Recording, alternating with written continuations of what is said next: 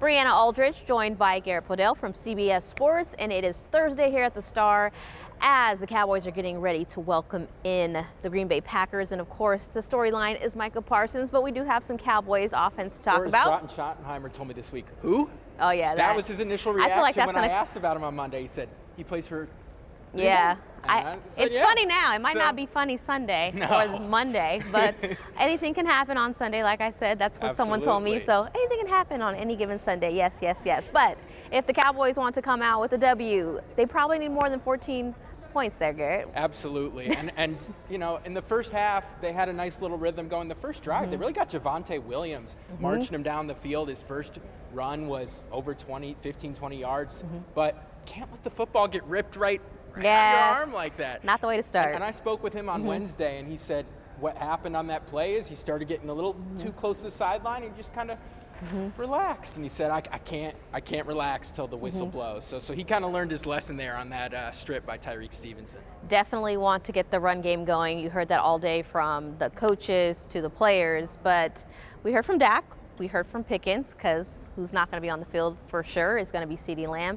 How much does this offense change? Because this team seems pretty confident they can get the job done without CeeDee Lamb. Yeah, I think it changes a lot. I think it's going to look, somewhat like last year's offense, where it was CeeDee Lamb, and then you had Jalen Tolbert, who ended up leading the team in touchdown catches with 7. Yeah. So, I mean, I don't think, all due respect to Jalen Tolbert, that NFL defenses respect Tolbert as a number 2 in the same way when it's Pickens and CeeDee out there. So I think it's going to be really different, and that's what offensive coordinator Clayton Adams told to us today is George's going to get a lot of opportunity, but he's also going to get the opportunity to be covered a lot differently also. So I think Jake Ferguson is going to be really important. He's actually number 2 in the NFL in catches with 27. It's kind of a quiet storyline because the offense, like you said, 14 points a week ago, but those 27 catches, he's talked about he wants to get a little more yards per catch, and he's kind of been the check down, almost like a check down running backs, what Clayton Adams said. So maybe we see him a little more down the seam, middle of the field to kind of open things up for Pickens. But I definitely think coverage-wise, it's going to look a lot like how the 2024 Cowboys were covered when they drop back to pass. When CeeDee's out, your mind automatically goes to Pickens, right? Because he's supposed to be the number 2.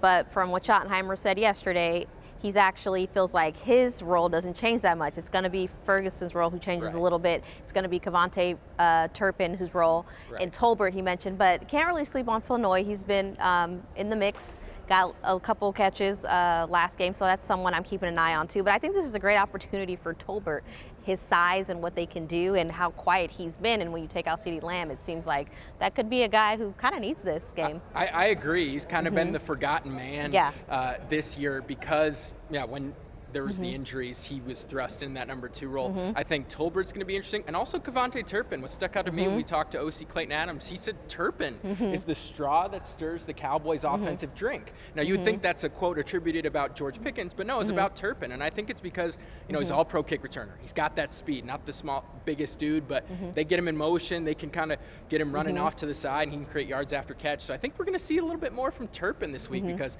the straw that stirs the drink. That sounds like a number 1 wide receiver comment, but it was directed about Kevontae Turpin. It's going to be a chance, like Jake Ferguson said yesterday, for those players who don't typically get those opportunities. And someone I don't want anyone to sleep on, who we don't talk about a lot because he's not a guy who's getting these catches, but Brevin Spanford was a huge part of what the success, when you're talking about why the run game looks so successful, his blocking ability, his size. 6'7" is Brevin Spanford? He also had a very loud catch. He hurdled a guy down the sideline in Chicago. So, I mean, I think he's also shown that maybe he's somebody who could get a little more incorporated in the passing game, perhaps, with CeeDee Lamb out. Yeah, so that's going to be really the key, is to see which one of these many people not named Pickens, of course not CeeDee Lamb, who's going to step up.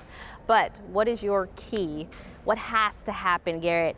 That's the last question for you. What has to happen for the Cowboys on offense to come out with the big upset? We know they're the huge underdog going into Sunday. I'm going to agree with Pro Bowl left guard Tyler Smith when we spoke to him today, because he said the key was win on 1st and 2nd down. So what does that mean? That means you're running the ball successfully, and maybe on 2nd down that means you can get to play action. You're getting into 2nd and medium, 2nd and short, to where they can keep the Packers defense on their toes. You don't know if it's run or pass, because if it's 3rd and long, Micah Parsons, who is number 1 in the NFL in quarterback pressure rate by an edge defender this year, you got him, And then Rashawn Gary, who we haven't talked about as much, he actually leads the NFL with 4.5 sacks. So if it's third and predictable, have to pass, could be a very long day for Dak Prescott. So winning first and second down, even though it sounds cliche, stereotypical, I think that's the key for sure for Dallas to stay competitive against the Packers this week. How many points does Cowboys have to put up real quick to get the win, Garrett?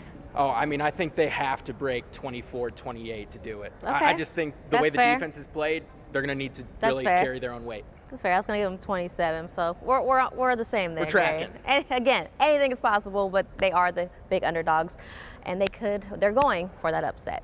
For Garrett Podell, for Brianna Aldridge.